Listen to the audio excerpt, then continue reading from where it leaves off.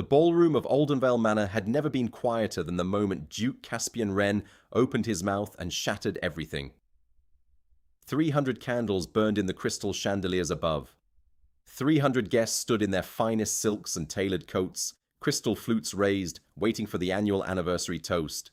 The toast that Duchess Isolde Wren had planned for 6 weeks, down to the gold-pressed menus and the quartet from Vienna. She stood at the top of the marble staircase in a gown the color of midnight, pearl earrings catching the light, her dark hair pinned with a diamond clip that had once belonged to Caspian's grandmother. She was 27 years old, and she looked like everything a duchess was supposed to be. She looked, too, like a woman who had no idea that the floor was about to disappear beneath her feet. Caspian Wren stood at the center of the room, not beside her, not where he was supposed to be, tall and sharp-jawed in his black evening coat, a glass of champagne resting loosely in his hand. He had been charming all evening. Too charming, Isolde thought now, looking down at him, a small unease rising in her chest. He had smiled at everyone. He had laughed with Lord Ashwick. He had touched the elbow of Lady Fenwick just a half-second too long. Isolde had pressed the feeling down. She had been pressing feelings down for 2 years. It was a skill she had developed the way one develops a callus, slowly, through repeated pain, until the skin stops feeling. She looked at her husband across the candlelight and told herself it was just nerves. Just nerves. Then he tapped his glass. The sound rang out, a clear, crystalline note that silenced the quartet, the conversation, the clatter of serving spoons. Every face turned toward the Duke. He smiled. It was the smile Isolde had once loved desperately, the one that started slowly in the corner of his mouth before it reached his eyes. But tonight, she noticed with a cold slip of horror, it never reached his eyes at all. "I want to thank you all for being here," he said, and his voice carried the easy authority of a man who had never once doubted he deserved to be heard. "Oldenvale has seen many celebrations, but tonight's is different." He paused. The room waited. Isolde felt her fingers go cold around the railing. Something was wrong. Everything was wrong. "I have an announcement," Caspian said, and his gaze swept the room with deliberate ease, landing briefly on a woman near the south window, Lady Vivian Ashdale in ivory silk, her auburn hair loose at her shoulders, her expression carefully blank in a way that only people who have been practicing blankness can manage. Isolde saw it. Saw the look. Saw the way Vivian's lips pressed together in what might have been restraint, might have been the effort of not smiling. The cold in Isolde's fingers spread up her arms. "As of this evening," Caspian continued, his voice smooth as polished marble, "I am announcing my intention to file for divorce. I am, as of tonight, a single man." 300 people stopped breathing, and Isolde Wren, Duchess, wife, woman, stood at the top of the staircase in her midnight gown with the world watching, and she felt the ground open up beneath her. The silence lasted exactly 4 seconds. Then came the sound, a low, terrible ripple of whispers, the particular sound of a room full of people trying to absorb something shocking while simultaneously choosing their words. Isolde heard it the way a person hears things underwater, muffled, distorted, wrong. She was aware of herself very clearly in that moment, her hand on the railing, the press of her heels against the marble step, the way her breath had gone shallow. She was aware, too, of every eye in that room lifting toward her. 300 pairs of eyes, some horrified, some fascinated. Lady Fenwick pressing her lips together behind her fan.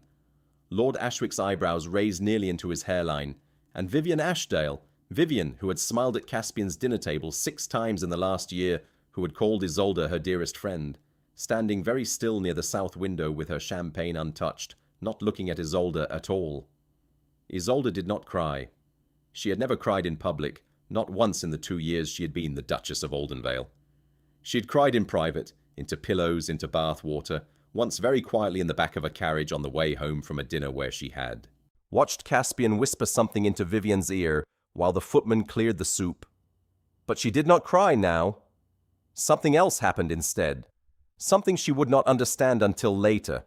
Not until she was alone in her room, in the dark, with the diamonds unclipped from her hair and the midnight gown in a heap on the floor. What happened was this. Beneath the horror, beneath the humiliation, beneath the shattering public shame of it, something inside Isolde Wren went very, very still. and in that stillness, something new began to breathe. She descended the staircase. One step, then the next, then the next. Every person in that room watched her do it. She did not hurry. She did not hold her breath or grip the railing or let her eyes fill with the tears that were pressing against the back of her throat. She walked down the full length of that staircase in her midnight gown, diamonds gleaming, head level, chin lifted, and when she reached the bottom, she did not look at Caspian. She did not look at Vivienne. She turned to the nearest footman, a young man of perhaps 18 with startled eyes, and she said very quietly, "Please have my carriage brought round." Then she walked toward the door, and behind her, in the enormous candlelit silence of Oldenvale's grandest ballroom, someone began to clap. 3 years before that night, Isolde Pemberton had been a woman with ink on her fingers and maps on her walls. She was not the kind of woman anyone at Oldenvale expected to become a duchess. She'd grown up in the north, in the grey stone city of Veldmere, in a household that smelled of old paper and coal smoke, where her father, a historian of considerable reputation and modest income, had raised her on the belief that a woman's mind was her most valuable possession. Isolde had taken this seriously. At 22, she could read 4 languages, argue constitutional law, and calculate land revenue with the focus of a barrister. She was not beautiful in the way that the daughters of earls and merchant princes were beautiful. She was something sharper than that. High cheekbones, serious eyes the color of winter rain, a stillness about her that people sometimes mistook for coldness until she laughed and the room shifted. She had met Caspian Wren at a charity auction in the autumn, the kind of event that required attendance but not necessarily presence, and she had been doing something he found immediately unforgivable. She had been reading during the speeches. Not quietly reading, not hiding it, but sitting with a book flat on the table beside her champagne flute, one finger holding her place, turning pages with the unhurried ease of someone who has made a private calculation that the speeches are not worth their time. He had sat down beside her. "That's extraordinarily rude," he had said. And she had looked up and said, without missing a beat, "So is wasting an educated woman's evening with commentary she already knows." He had stared at her for a moment, and then he had laughed. It was, she would think later, much later, in the ruins of what came after, the laugh of a man recognizing something unfamiliar. What followed was 6 months of a courtship that felt to Isolde like the most fully alive she had ever been. Caspian was not easy to know. He was private where others were performative, sharp where others were smooth. He asked questions that mattered, not "What do you think of the weather?" or "Have you read the latest novel?" but "What do you believe and what do you fear? And if you could build one thing that would last beyond you, what would it be?" Isolde answered every question honestly, because honesty was her nature, and he seemed to value that rarity the way a man who has eaten nothing but sweetness for years might value something clean and real. He brought her books. He argued with her ideas. Genuinely argued, not the drawing room performance of disagreement, but the real thing, where both parties changed a little at the end. She fell in love with his mind before she fell in love with him. The proposal had been simple. No ballroom, no audience, no theatre. He had taken her walking along the cliffs above the Veldmere coast one October evening, grey sky above them, salt air cold against their faces, and he had stopped and looked at the sea for a long time without saying anything. Then he had said, "I am not a simple man to love. I'm aware of that. But I believe you are not a simple woman to love either, and I think that might be the only matching that makes sense for either of us." She had looked at him, at the line of his profile against the grey water, and felt something settle in her chest like a key finding its lock. She had said yes. She had said it quietly and with her whole self. The wedding had been grand because weddings of dukes were always grand. 400 guests in the chapel at Oldenvale, white roses stacked to the ceiling, the choir from the cathedral of St. Marin singing something so achingly beautiful that her father had cried in the second pew, dabbing at his eyes with a handkerchief she had pressed for him that morning. Isolde had stood at the altar in ivory silk and thought, with a clarity she would later find heartbreaking, "I am beginning the best part of my life." She had believed it completely. She had walked into marriage with her eyes open and her heart unguarded, because that was what trust required. And Caspian had stood opposite her in the candlelight of that chapel and made his promises in a voice that did not shake. The first year was good. Not perfect. No marriage was perfect, but good, the way a fire is good in winter. Warm, necessary, occasionally unpredictable. She managed the estates, he managed Parliament. They disagreed about things that mattered, they agreed about things that mattered more. And at night he reached for her in the dark with a sincerity she had never doubted. She thought, on the morning of their first anniversary, standing on the balcony above the south garden with her coffee going cold in her hands and the first light of October touching the elm trees, "This is real. This is mine." She was grateful in the deep, quiet way that only people who have wanted something and received it can be grateful. It had not occurred to her yet to be afraid. Vivian Ashdale arrived in their lives in the second year. She arrived the way beautiful, clever women sometimes arrive, sideways through the door of ordinary social obligation, trailing something that felt at first like simple friendship. She was Lord Ashdale's youngest daughter, newly returned from a season abroad, with the kind of easy grace that filled rooms without seeming to try. Caspian had known her before. They had all known each other, in that particular way of English aristocracy, where everyone's histories overlapped and tangled. "Old friends," Caspian had said, introducing them at a dinner party in late January. Vivian had smiled at Isolde with warm, direct eyes and said, "I have heard such remarkable things about you." Isolde had smiled back. She had felt no alarm at all, and that, she would think later, that absence of alarm was the beginning of the end. The changes were small at first. That was the thing about betrayal. When it came slowly, it wrapped itself in enough ordinary fabric that it was hard to see the shape of it until it was already everywhere. Caspian began working later. He began travelling more, to London, to Edinburgh, once to Paris for a week regarding a parliamentary matter that Isolde, when she looked into it later, turned out to have resolved itself without requiring his presence. He was not cold to her. That would have been easier. Coldness she could have named. What he was instead was distracted, present in the room, but absent from the room in a way that she could feel but not prove. The way you can feel a door is slightly open in winter, even when you cannot see the crack. She told herself it was Parliament. She told herself it was the pressure of the estate negotiations. She told herself many things in the blue hours of early morning when she lay awake and the ceiling above her offered no answers. She noticed Vivian the way you notice a stone in your shoe. Not at first, then suddenly, with a sharpness that makes you wonder how you walked so far without acknowledging it. Vivian was everywhere that second year. At the Harlow dinner, laughing at something Caspian said when Isolde was across the room. At the Whitmore garden party, finding her way to the Duke's side of the lawn with the ease of a woman navigating familiar water. At the Aldenvale shooting weekend in October, when Isolde had organized everything, the menus, the rooms, the arrangements, and Vivian had arrived in a red coat that Isolde noted with a small, private feeling she did not name. Nothing inappropriate. Nothing you could point to and say, "Look, there it is, just a pattern, just a presence, just the particular shape a thing takes when it is trying very hard to look like nothing." Isolde was not naive. She had been raised by a historian father who taught her to read evidence, to look for patterns, to follow threads until they showed their full design. She read people the way she read documents, attending to what was absent as much as what was present, noting where the record went silent and asking why. She had been reading the evidence in her marriage for months, and the evidence was not good. But she also understood something about herself. She needed to be certain. She would not act on fear. She would not accuse without proof. She would not become a woman destroyed by jealousy and suspicion when jealousy and suspicion might be wrong. So she watched.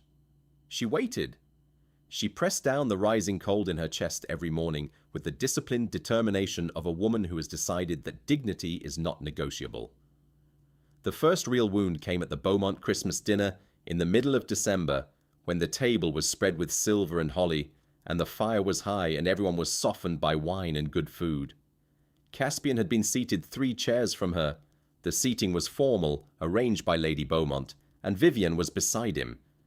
Isolde had watched, across the glittering distance of that long table, as Vivian leaned close to say something in Caspian's ear, watched him turn toward her, watched his face do something she had last seen it do in the early months of their courtship, when she had said something that surprised him, and he had looked at her with that particular expression, open, unguarded, young in a way he was not usually young. He looked like that now, looking at Vivian, not at his wife. Isolde had reached for her wine glass and found her hand was steady. She noted that with a distant kind of pride, the steady hand, the composed face, the way her conversation with Lord Beaumont on her left continued without interruption. She heard herself speaking. She heard her own voice discussing the new drainage proposals for the eastern counties with the kind of articulate fluency that her father's training had made automatic, even when her entire nervous system was doing something it had no name for. It was not rage. It was not grief. Not yet. It was something colder and quieter. A recognition. The way recognition always felt when the thing you had suspected was finally standing plainly in front of you. She had suspected. Now she knew. She reached for the wine and drank it very calmly. She said nothing to Caspian that night.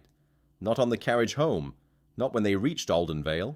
Not in the long silence that stretched between them in the hall, while a footman took their coats, and she said good night and meant it in all the ways she did not say aloud. She went to her room. She sat at her writing desk with her gloves still on, and the diamond earrings still in, and the holly still in her hair, and she sat there in the dark of her own stillness for a very long time. Then she opened the drawer of her desk and took out a fresh sheet of paper and a pen, and she wrote 2 names at the top of the page. Caspian, Vivienne. And beneath the names, she began to write everything she had seen, and the date she had seen it, and exactly what she knew. She was not building a case for anger, she was building a case for truth. There was a difference. She knew the difference the way she knew the difference between grieving and drowning. She would grieve later, when she was sure. For now she was a woman taking notes in the dark, her handwriting steady and clear, her father's daughter, her own person already, though she could not know it yet, beginning the long, slow work of becoming someone her humiliation would not define. She filled 3 pages. Then she folded them, sealed them in an envelope, and locked it in the bottom drawer with the spare key around her neck. She went to bed at 2 in the morning. She slept for 6 hours. She rose at 8, dressed without a maid's help, and went down to breakfast and said good morning to her husband with a face that gave nothing away. February. The month of frost that would not break. Aldenvale wrapped in a white silence that had lost its beauty and become something heavier. The silence of a house where 2 people share rooms and meals and obligations and nothing else. The silence that exists between people who no longer speak the same language, though they are using all the same words. Caspian was careful with her. That was the word. Careful. He was careful the way people are careful around something fragile, which told her everything, because she was not fragile. She had never been fragile. The carefulness told her that he knew what he was doing, and knowing had chosen to do it anyway, and chose now to manage its consequences rather than face them. She found that knowledge more crushing than anything else. It was not ignorance. It was choice. She had one conversation with him in those winter months that she would carry with her always, not because it was dramatic, not because anything was confessed or resolved, but because of what she saw in his face in the silence between his words. She had been working in the estate office reviewing the February accounts when he came in and sat down across from her and said he thought they should talk. She had put down her pen. She had looked at him across the desk with the same winter-grey eyes that had looked at him over the cliff edge in October 3 years ago, and said simply, "Then talk." He had been quiet for a long time. The fire crackled. Outside the frost pressed against the window panes. He said, "I don't know how we got here." And she had looked at him, at this man she had loved completely, this man who had asked her what she feared and what she believed, and who had stood in that chapel and made his promises. And she had said very quietly, "I do." She did not accuse. She did not weep. She did not throw the inkwell or turn over the desk or make any of the scenes that the situation surely warranted. She said "I do," and she held his gaze and let him understand without elaboration what she meant. She had been watching. She had been noting. She knew. The color left his face. He looked, and this was the thing that would stay with her longest. He looked relieved. Not guilty, not desperate, not even ashamed in the way she might have expected. He looked like a man whose secret had been too heavy to carry and who had, finally, been allowed to set it down.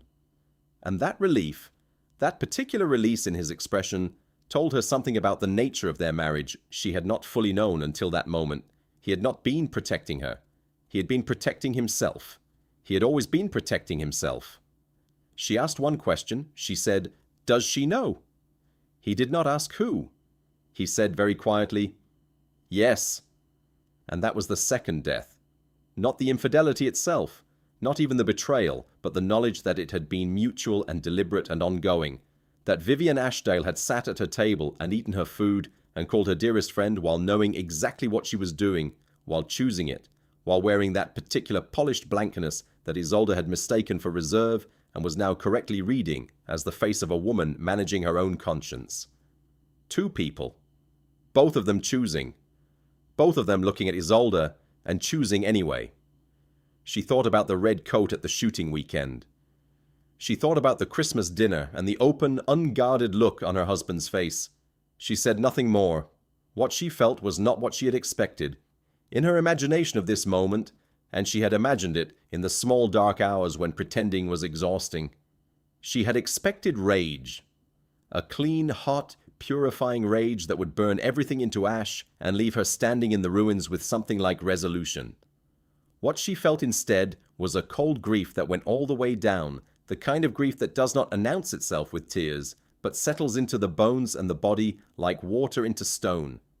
She was grieving the specific version of her life she had believed in, the version where he had meant it, the version where the cliff at Veldmere and the chapel and the questions about what she feared had been real and lasting. She was grieving the man she had thought she married, who might have existed, who might have been real once, briefly, before something in him had decided that what she offered was less important than what he wanted. She rose from her desk that evening, and she stood at the window and she looked at the frost-white grounds of Oldenvale in the last grey light of a February afternoon, and she let herself feel it. All of it. The grief and the humiliation and the particular loneliness of a woman who has been careful and kind and genuine and has been repaid with lies. She let it move through her like a tide, and she did not try to stop it or manage it or press it down. She had been pressing things down for 2 years, and she was done with that. She would feel this fully, and she would not diminish it, because she had done nothing that required diminishing. She had been a good wife. She had been honest and steady and real. The failure did not belong to her. And then, slowly, with the particular effort of a woman deciding who she intends to be in the aftermath of what has broken her, she straightened. She turned from the window. She walked back to the desk and she sat down and she opened the estate accounts and she went back to work. Because the work was hers, and the work was real, and no one could take the work. The frost stayed on the windows. The fire crackled. Outside, Aldenvale stood silent in the winter evening, waiting, as it had always waited, for whoever would take the trouble to keep it. There was a woman in the village of Aldenvale, 63 years old, iron-haired, with hands scarred from decades of estate work, whose name was Mrs. Seraphina Column, and she had managed the Wren household accounts before Isolde had arrived, and she had managed them badly, not from dishonesty, but from exhaustion. She was the first person Isolde had reformed when she became Duchess, sitting down with Seraphina in the kitchen on a cold January morning 18 months ago, and going through every column of the books with the calm precision of a woman who enjoys finding errors, not to condemn, but to correct. Seraphina had watched her work in silence for 2 hours, then said, "You are not what I expected, Your Grace." Isolde had said, "No one ever is." They had understood each other from that moment. It was Seraphina she called to the estate office on a grey March morning, 3 weeks after the February conversation with Caspian. "I need to know everything," Isolde said, and Seraphina, who had been keeping house in Oldenvale for 30 years and who knew every room and every drawer and every guest who had ever walked those corridors, looked at her Duchess with the steady, sorrowful eyes of a woman who had been waiting to be asked. She told her everything. She told her about the letters delivered to the East Study that were not among the official correspondence, about the telephone calls from London that came when Isolde was visiting her father, about the particular Friday in October when Caspian had told his wife he was in Edinburgh and Seraphina had seen his carriage return at midnight from the direction of the Ashdale estate, 12 miles south. Every detail was delivered without embellishment, without judgment, in the flat, clear voice of a woman reporting facts, and Isolde received each one the same way, writing it down with her pen, moving steadily across the page and her face giving nothing away. She was not building rage, she was building architecture. There was a structure to what she was creating, A careful, deliberate arrangement of facts that would support something she had decided she needed. Not revenge in the explosive, theatrical sense, but accountability. She had been a Duchess for 2 years.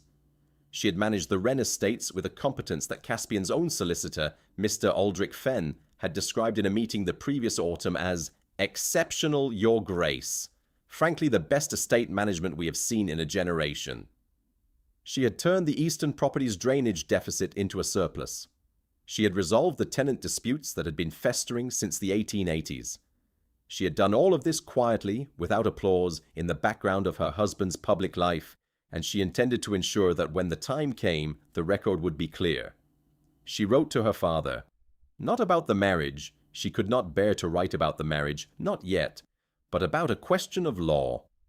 Her father, Professor Oberon Pemberton, 60 years old, still sharp as a tack, replied within the week with 11 pages of dense, precise notes on property law, inheritance law, and the legal protections available to a woman of title in the event of a dissolved marriage. He had not asked why she needed to know. He had assumed why, with the quiet accuracy of a man who loved his daughter and had watched her husband at the wedding with the eyes of a historian trained to see the shape of things. Isolde read all 11 pages. She read them twice. She made notes in the margins, and she folded the letter into the same locked drawer with the sealed envelope from December. She also wrote to her father's old student, a woman named Theodora Mast, who had trained as a solicitor in the firm of Bellworthy and Crane in London, a firm that had represented the interests of several women in high-profile dissolution cases and had a reputation for being extremely thorough.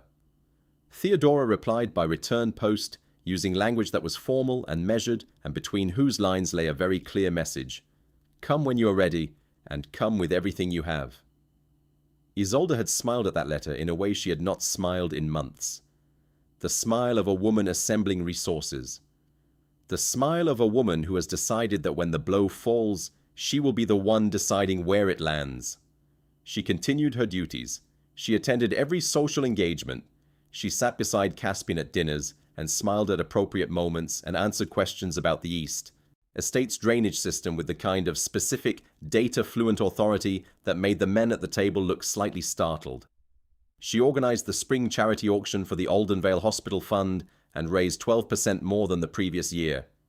She was a Duchess, fully and precisely, in every public moment, because the public moments were not about him. They were about the people who depended on the work she did, the tenants and the staff and the hospital and the village, and none of them deserved to be casualties of her private war. She allowed herself one indulgence. On a Sunday afternoon in late April, she asked for her horse, Sable, a grey mare she had brought from Veldmere, and she rode alone across the south fields of Aldenvale, through the long gold afternoon, past the elm woods and the river, and the old mill that she had arranged to have repaired in January, until she reached the highest point of the estate, a ridge from which you could see the full breadth of what the Wrens had built and what she had protected and improved in 2 years of careful work. She sat on the ridge for a long time, with the wind in her hair and the sunset turning the fields below her every shade of amber and rose. She was thinking about the future. She was thinking about it clearly, without fear, for the first time. The future would be hard. The future would require more of her than she had yet given. She was equal to it. She had always been equal to it. She asked to meet Vivian Ashdale alone.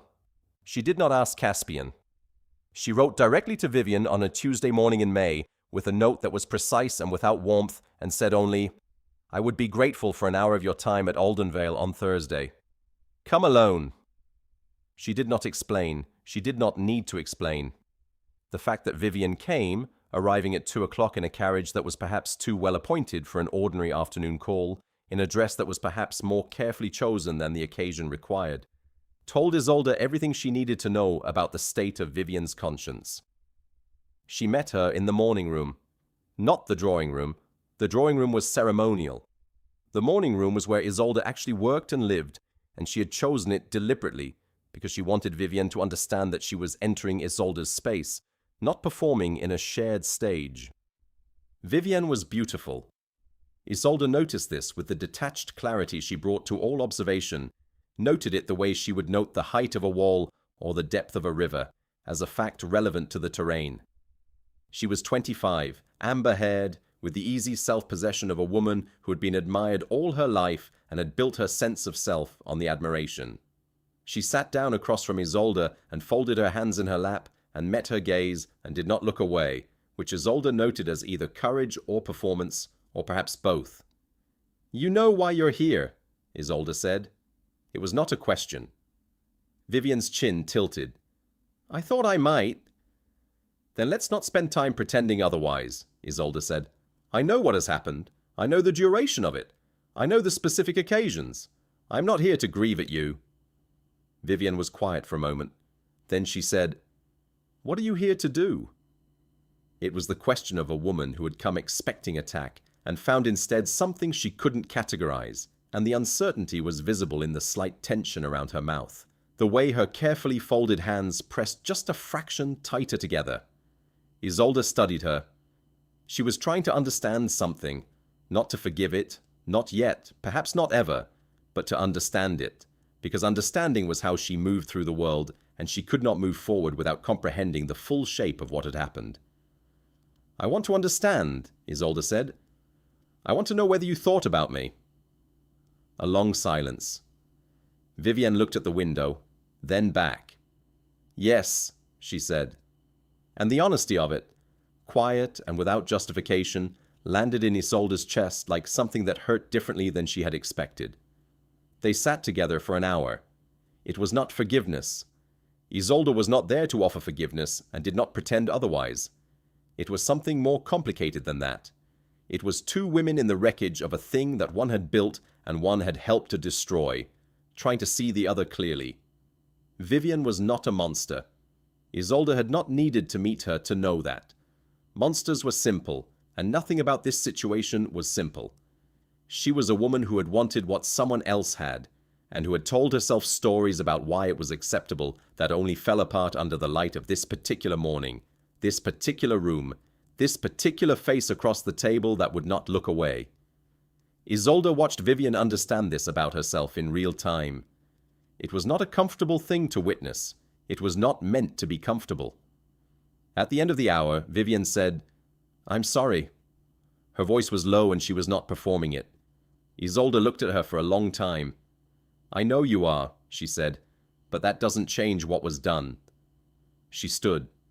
The meeting was over.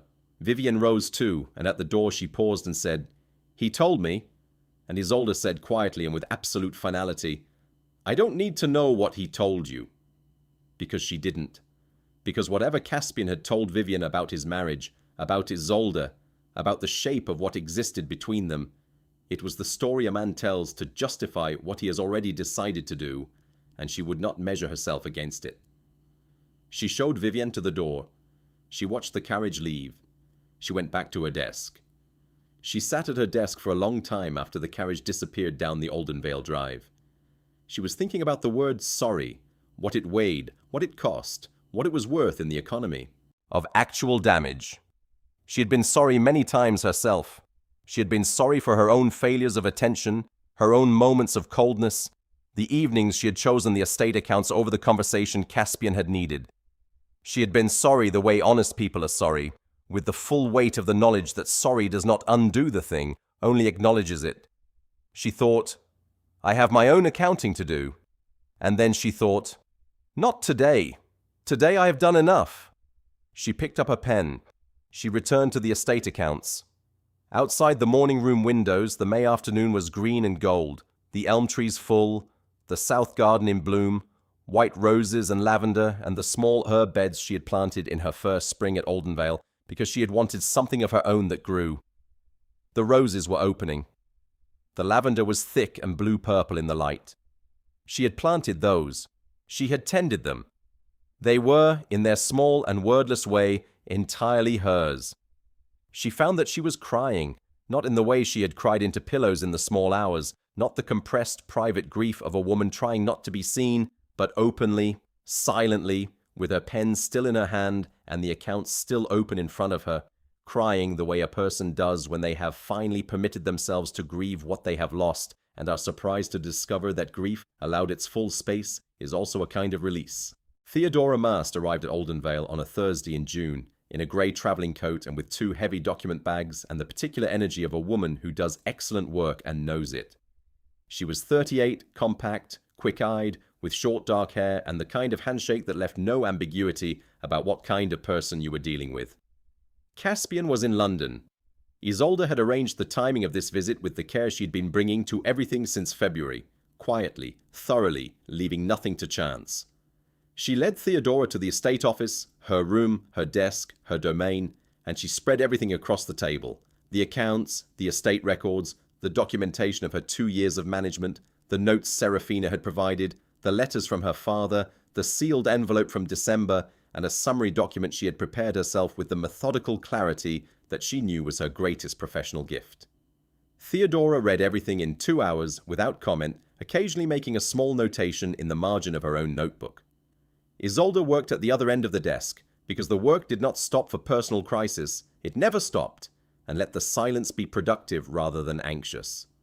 When Theodora finished, she set down her pen and looked at Isolde over the documents with an expression that was professional, but also, beneath the professionalism, something warmer.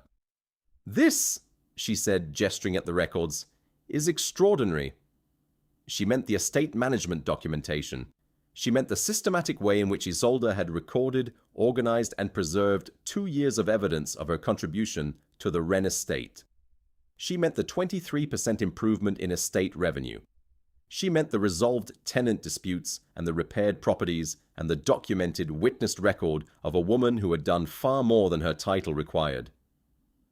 "When did you begin preparing this?" Theodora asked. Isolde considered the question. "Honestly?" she said. "From the beginning." Theodora looked at her steadily. "You suspected from the beginning?" Isolde shook her head slowly. "I didn't suspect anything, I just—" She paused, finding the right words. "I was taught that records matter, that the work you do should be documented because documentation is dignity. My father taught me that. If you do good work and there is no record of it, the world assumes you did nothing." Theodora nodded slowly, and something in her expression shifted. Not surprise exactly, but recognition. The look of a woman who has fought similar battles and understands the armor that experience builds. "In that case," she said, "you have everything you need." They spent 2 days at the table together, going through the documentation, identifying what would be relevant, constructing a clear picture of what Isolde had contributed and what the marriage settlement had originally provided, and what the dissolution, which was now an inevitability, both of them named without drama, would mean in practice. Isolde was not asking for more than what was fair. She was asking for exactly what was fair, and she was asking for it with the full support of 2 years of documented evidence and the most competent solicitor she could find.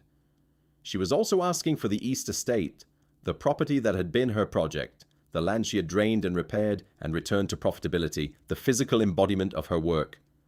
That was the one non-negotiable thing, the thing she had decided on that April evening on the ridge above the South Fields. On the second evening, Theodora stayed for dinner. They ate in the small dining room, just the two of them, with a fire and a bottle of the estate's own wine, and the conversation shifted, because conversations always shift when the work is done and two women who respect each other are sitting with good wine, from documents to something more personal. Theodora said carefully, "How are you?" And Isolde felt the question land in her chest the way simple, genuine questions do when you have been operating in performance mode for months. She thought about the honest answer.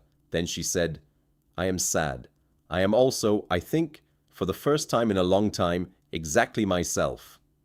Theodora nodded. She did not say it will get better. Isolde would have found that patronizing. She said, "That's the most important part. The rest follows."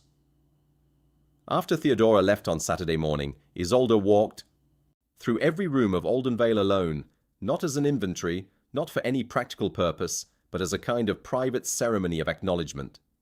She walked through the grand rooms with their high ceilings and ancestral portraits and the weight of the Wren family history pressing down from every wall. She walked through the estate office where she'd spent 2 years of mornings. She walked through the kitchens and the servants' hall and the east wing, and she walked through the garden in the cool of the early evening, past the white roses and the lavender she had planted. She was saying goodbye. Not to Oldenvale. She was not leaving yet, and one property was not leaving at all. but to the version of herself who had arrived here believing completely, who had given everything without reservation, who had loved with her whole self and found it was not enough. She grieved that woman. She grieved her the way you grieve a good friend who is not dead, but who is also no longer who they were, with tenderness and sorrow and a specific kind of love that does not require the person to still exist in order to be honored. Then she walked back into the house. She had a meeting with the estate carpenter in the morning about repairs to the mill roof. She had notes to write, accounts to review, a letter to send to London. She went to her desk. She worked until midnight. And somewhere in the middle of it, somewhere between the mill roof figures and the letter to the county surveyor, she noticed with a quiet kind of surprise that she felt something unfamiliar. It took her a moment to identify it. Then she recognized it. It was something very close to free. The summer anniversary ball was Isolde's idea. That was the fact that would haunt her later, that she had organized the night that destroyed her. She had organized it because she was a duchess, and this was what duchesses did, because the annual event had been on the calendar since January, because the hospital fund depended on the donations it generated, and because she had decided long ago that her personal suffering would not be permitted to damage the work that other people depended on. She had spent 6 weeks on the preparations, the Vienna Quartet, the pressed gold menus, the midnight gown. She had done all of it knowing, because by June she knew everything, and Theodora's paperwork was already drafted and waiting in a drawer in London, that this would be the last event she organized as Duchess of Oldenvale. She had decided to make it the best one. On the afternoon of the ball, she stood in front of her dressing mirror while her maid, a young woman named Petra, pinned up her hair, and she looked at herself for a long time. Not with vanity, she had never been vain, but with the specific attention of a woman taking stock. She was 27.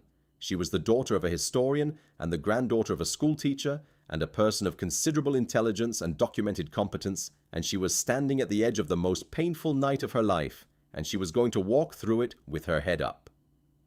The diamonds, Caspian's grandmother's diamonds, she chose deliberately, though she would remove them when the night was over. They were beautiful, and they were real, and they had been given in good faith by a woman who deserved to have them worn with dignity. She put them on. She came down the stairs at 7 o'clock and saw the ballroom full of light, and she felt something for a moment, a brief, involuntary pang of pride, because she had made that room beautiful, because every detail of that beauty was her work, because she was good at this, and she knew she was good at this. Then she saw Caspian standing in the center of the room, and beside him, not beside him in the way a husband stands with his wife, but beside him in the way that Isolde now recognized with the clarity of a woman who had been watching for a year, stood Vivienne. Vivienne in ivory silk. Vivienne, who had sat across the morning room table from Isolde in May and said, "I am sorry." Vivienne, who had come back anyway, or who had never fully left, or who was here tonight because Caspian had invited her, which meant that whatever Theodora's documents said, the thing itself had not ended. She could have said nothing. That was the option she had prepared herself for, to get through the evening with composure, to allow the announcement to happen in whatever form it came, to be the dignified woman in the midnight gown who descended the staircase without flinching. She had rehearsed it in her head 100 times. What she had not rehearsed was the specific sight of Vivienne in ivory beside Caspian in the candlelight of the room she had decorated on the night she had organized, eating the food she had chosen in the house she had managed, before they came to announce that this was no longer her house at all. She had not rehearsed the specific, precise fury of that. She had been so focused on building her architecture, on being steady and documented and strategically prepared, that she had forgotten to account for the raw human fact of the thing. The wound was not a metaphor. It was a wound. And it opened. She stood at the top of the staircase and she breathed. She breathed the way Theodora had taught her to breathe in the 2 days of their working session. Slowly, from the bottom, with the full deliberate weight of a woman choosing her next action. She was not going to weep. She was not going to erupt. She was not going to make the scene that every person in that room would remember and describe and diminish her with for years. She was going to be herself, exactly herself, the self she had identified on the evening after Theodora left, the free self, the one with her whole architecture behind her. She touched the diamonds at her ears. She descended the staircase. She was a duchess until the moment she chose not to be, and not a second earlier. When Caspian tapped his glass and the room went silent and she heard him begin, "I have an announcement." She did not close her eyes, did not reach for the railing, did not try to stop what was coming. She stood at the top of those stairs and she let it come.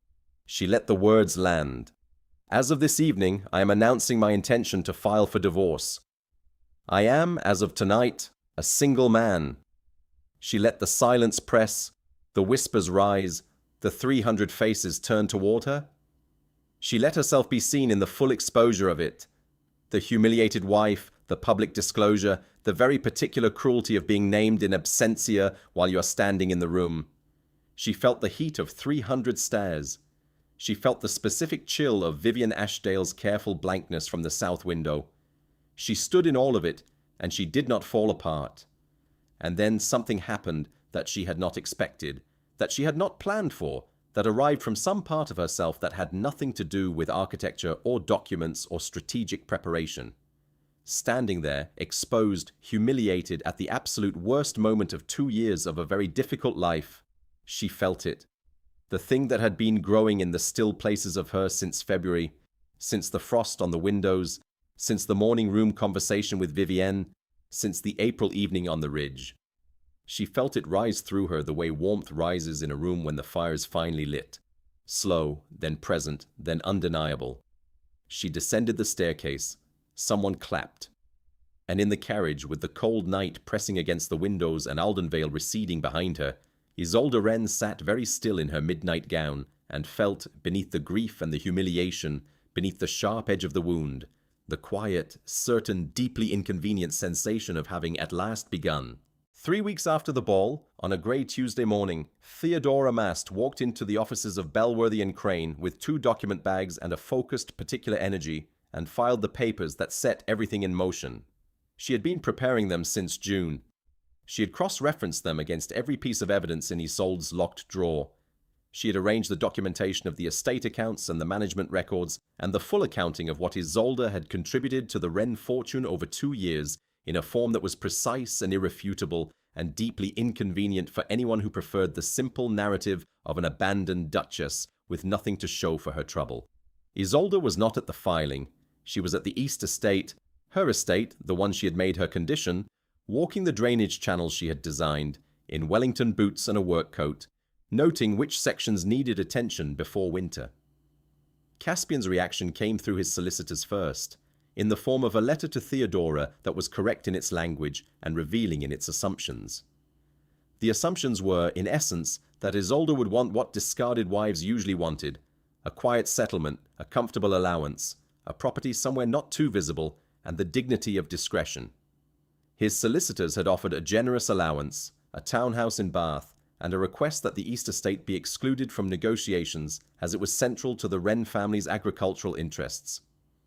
Theodora read this letter to Isolde on a Wednesday evening, and Isolde sat very still through the reading, and then said, "Bath! Just the word." And then she smiled. Not a bitter smile, not the smile of a woman pleased by her enemy's mistake, but the specific smile of a person who has been underestimated so comprehensively that the underestimation has become almost funny. "They do not know," Theodora said. It was a statement, not a question. "No," Isolde agreed. "They know that I manage the estates. They do not know what that management is worth, specifically and in documented financial terms." Theodora placed the counter-proposal on the table. Isolde had helped draft it. It was not aggressive in tone. It was calm, specific, evidenced, and entirely without sentiment. It acknowledged the breakdown of the marriage without assigning blame. It requested exactly what the evidence supported: a fair division of the assets that had appreciated during their marriage, weighted by documented contribution. It requested the East Estate on the grounds of the 23% revenue improvement that Isolde had produced and that the Wren family's own financial records supported. It did not threaten. It did not plead. It simply presented the facts and their logical implications. The response from Caspian's solicitors took 10 days. When it came, the change in tone was remarkable. Someone, Caspian himself, or a solicitor who had finally read the documentation carefully, had understood what they were looking at. The letter was more respectful. The language had shifted from assumption to negotiation. The bathhouse had been withdrawn from the proposal without comment. Theodora read Isolde the key paragraph over the telephone, and Isolde heard, in the silence between Theodora's words, the quiet satisfaction of a woman who has done exactly what she set out to do. "They want a meeting," Theodora said. "They want to discuss terms." Isolde said, "Thursday works." The meeting was in London, in Belworthy and Crane's conference room, which had a tall window overlooking a square that was just coming into its autumn color. The first bronze touching the edges of the plane trees, the light going golden and slanted the way London light went in September. Caspian was there. She had not seen him since the ball. He was thinner. She noted that without satisfaction, simply as a fact. He looked like a man who had not been sleeping well, and something in that observation was both painful and clarifying, because she was not glad he was suffering, and she was not glad because she had been a woman who loved him, and some part of her, deep and stubborn, was still capable of wishing him better than this. She sat across the table from him, and she was very composed, and she held his gaze when he finally looked at her, and what she saw in his face was not quite contrition. It was something more complicated, the expression of a man confronting the specific cost of his specific choices. She said two things to him directly during that meeting. Everything else was handled by Theodora, correctly and without drama. But there were two moments when the solicitors fell silent and the room was only the two of them, and she said what needed to be said. The first was at the beginning, when he had looked at her and said quietly, "I'm sorry." She had looked back and said, "I know." Not forgiving it. Not today. Perhaps not ever fully, but receiving it honestly, because she had never been capable of anything other than honesty. The second was at the end, when the terms had been agreed, and the papers were ready, and the room was gathering itself to release them all back into their separate futures. She said, looking at him directly, "I gave you everything I had." A pause. "You should know that, so you know what you chose to walk away from." He said nothing, but he looked, she thought, as though he would carry that sentence for a very long time. She walked out of Belworthy and Crane on a September afternoon into the gold-washed light of London, and she stood on the pavement for a moment with the traffic moving past and the plane trees rustling in the light autumn wind, and she did the thing she had been moving towards since February. She exhaled, a long, complete releasing breath, the kind that comes from somewhere deep in the chest, the kind that marks an ending and a beginning in the same movement of air. Theodora came out behind her and said, "East Estate is yours, full tenure, revenue rights intact." Isolde nodded. She had known it would be. She had built that case from the ground up, and she was the daughter of a historian who taught her that the work you document is the work that survives. She looked up at the London sky, grey and gold, the particular autumn colour of that city, and she thought, now what? And the answer came back quietly from somewhere in the region of her own chest, steady and clear. Now everything. Winter came to the East Estate like a friend she had been expecting. Isolde had moved her things from Aldenvale in October. Not many things. She had arrived at Aldenvale with less than people expected, and she left with less than people expected, taking the objects that were genuinely hers, and leaving behind the objects that belonged to the house and the history and the role she was releasing. She took her father's books and her maps and her work journals and the tools of her trade.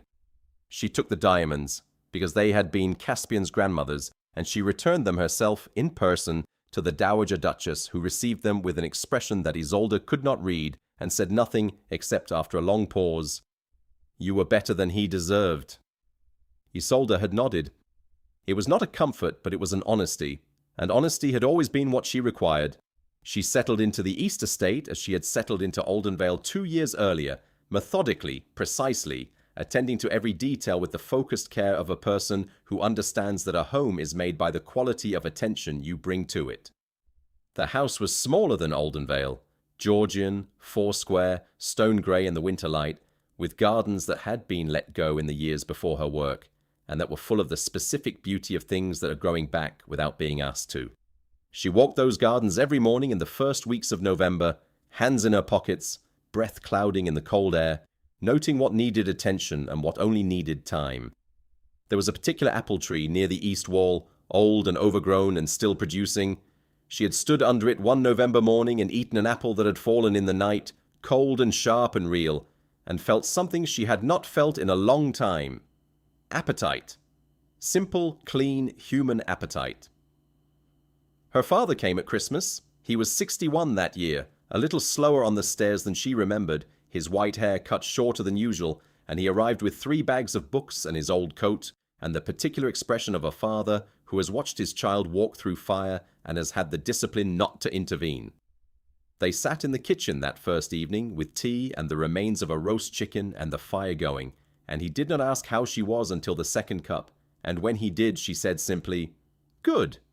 He looked at her for a long moment, the long, unhurried look of a historian assessing evidence, and then he said, "Yes, I see that." He put his hand over hers on the table, briefly, warmly, without elaboration. It was enough. It was, in fact, more than enough. News of the divorce had moved through society with the speed and thoroughness of things that society finds useful. There were narratives. The cool, capable Duchess who had been cast aside for the beautiful Vivian Ashdale, the dignified exit from the ball, the subsequent settlement which several people in legal circles described in careful language as unexpectedly favorable to Lady Isolde. There were people who were kind and people who were not. She was no longer a duchess, the title had dissolved with the marriage, and there were people who took satisfaction in her reduction to plain Miss Pemberton, as though a title had ever been the point. Isolde found she minded this considerably less than anyone expected. She was Miss Pemberton. She had been Miss Pemberton before she was anything else. She had been herself before she was a duchess, and she was still herself now. The self was, as it turned out, the only part that had always been hers. She began writing in January. Not the estate accounts. She had those running smoothly by December, the drainage channels in order, the tenant meetings scheduled, the revenue projections exceeding the previous years by the same steady margin she had produced at Aldenvale. She began writing something else, the project her father had suggested for years, and she had always deferred, because there had been a husband and a role and the exhausting work of maintaining a life she was not allowed to fully inhabit. A study of estate management practice in the Victorian era with specific attention to the contribution of women who had managed properties that history recorded only in men's names. She had been thinking about it since Aldenvale. She had been living it for 2 years. She sat at the window of her study on a grey January morning with the East Estate spread out below her in its winter quiet, and she opened a new notebook and she wrote the first sentence, and then the second, and then she was writing. In March, she received a letter from a man she did not know. His name was Mr. Dorian Vesper, and he was an agricultural economist at the University of Colworth, and he had read a paper she had presented at the County Agricultural Society meeting in February. Her first public presentation, delivered to a room of mostly skeptical male landowners, in the flat, clear voice she had inherited from her father and refined through 2 years of managing rooms full of people who assumed they knew more than she did. The letter said that her analysis of drainage investment and long-term yield was among the most precisely evidenced arguments he had encountered, and would she be interested in presenting at the university's spring symposium on estate management reform.